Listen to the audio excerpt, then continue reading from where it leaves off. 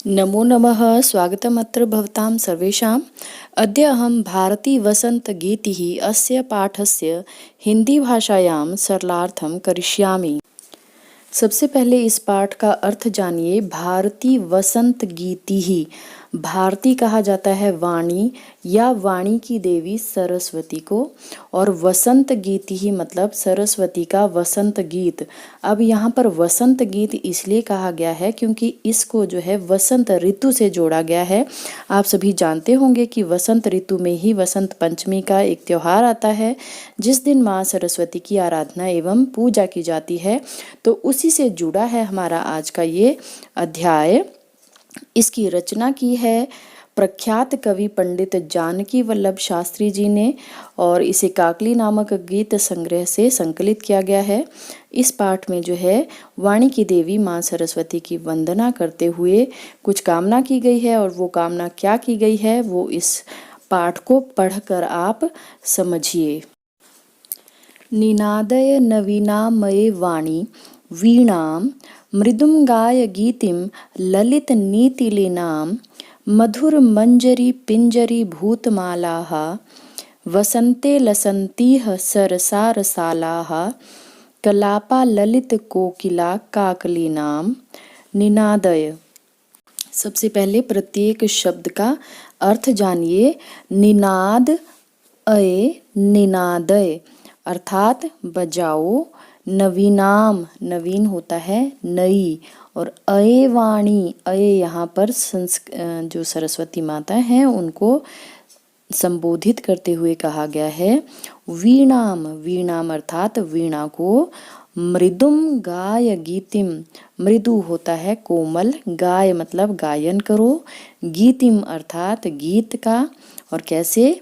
ललित नीति लीनाम, ललित कहा जाता है मनोहर या सुंदर को, और नीति लीनाम होता है नीतियों से युक्त या नीतियों से परिपूर्ण। मधुर मंजरी, मधुर होता है मिठास युक्त, और मंजरी कहा जाता है गुच्छे।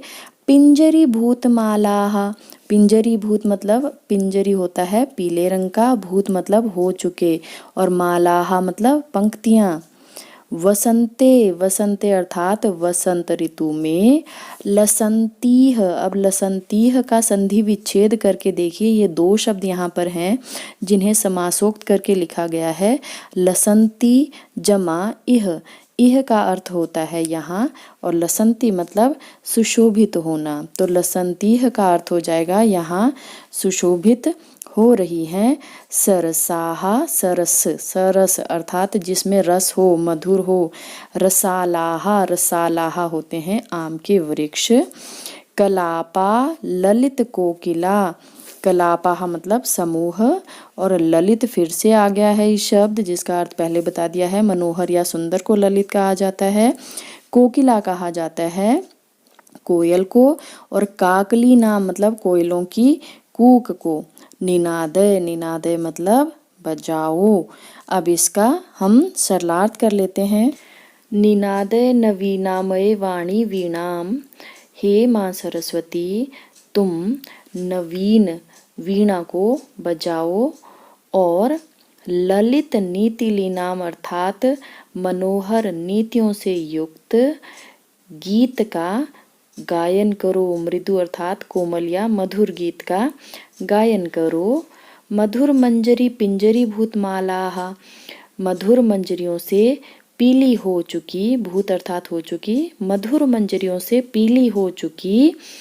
वसंते लसंती सरसार साला, वसंते अर्थात वसंत में जो रस से भरे आमों के वृक्ष सुशोभित हो रहे हैं।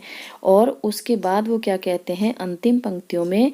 कलापा ललित कोकिला काकली नाम, और मनोहर कोकिला अर्थात कोयलों के समूहों के द्वारा मधुर कलाप किए जा रहे हैं, अर्थात कूजन किया जा रहा है, उनका कूकना सुशोभित हो रहा है।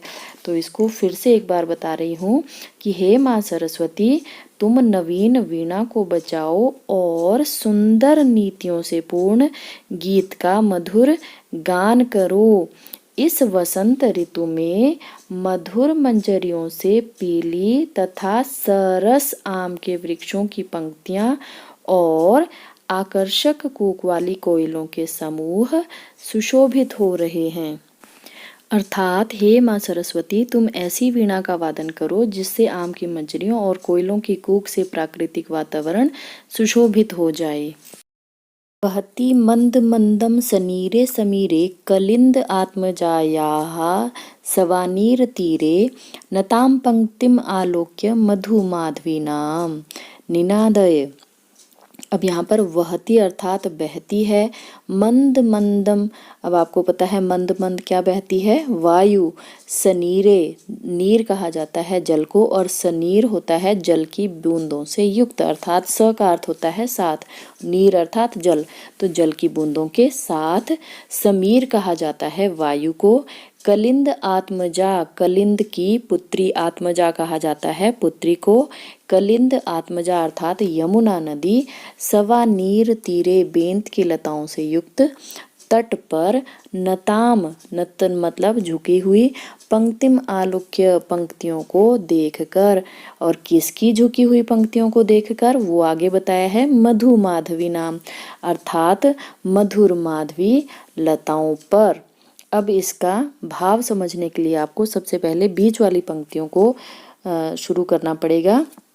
कलिंद आत्मजा, यह अर्थात यमुना नदी की के सवानीर तीरे, उसके किनारे, यानी कि उस यमुना नदी की जो बेंत की लताओं से घिरे हुए जो उसके तट हैं वहाँ पर जो है वहती मंद मंदम सनीरे समीरे, वहाँ पर बहती हुई मंद मंद जल की बूंदों से युक्त वायु से नताम झुकी हुई मधुर माधवी लताओं को देखकर, मधुर माधवी लताओं की पंक्तियों को देखकर हे सरस्वती नवीन वीणा का वादन करो।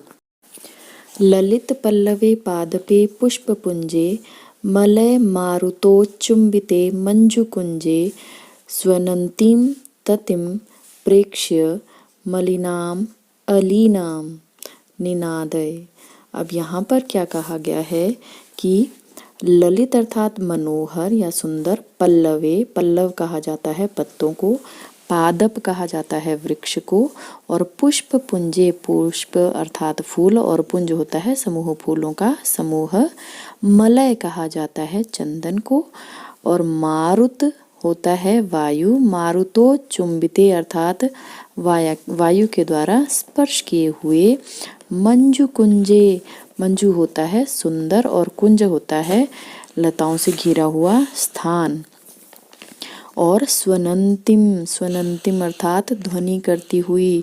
ततिम, तति होता है पंक्ति या समूह। प्रेक्ष्य का अर्थ होता है देखकर। मलिनाम, मलिनाम होता है मलिन या काले रंग के। अली नाम, अली कहा जाता है भंवरों को।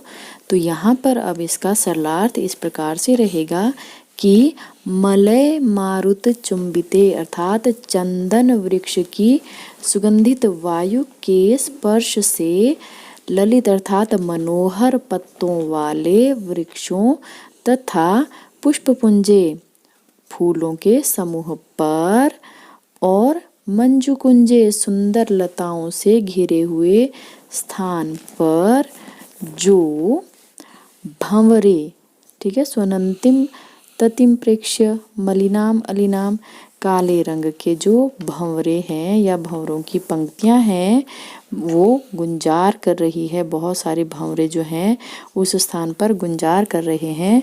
तो हे सरस्वती माँ, उनको देखकर तुम नवीन वीणा का वादन करो।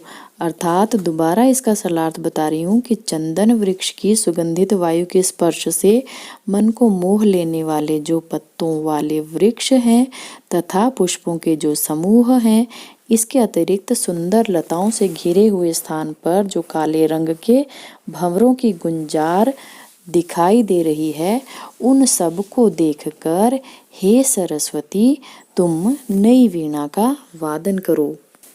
लतानां नितान्तं सुमं शान्तिशीलं चलेत उच्छलेत कांत सलिलम सलीलम तव आकर्ण्य वीणाम अदीनाम नदीनाम।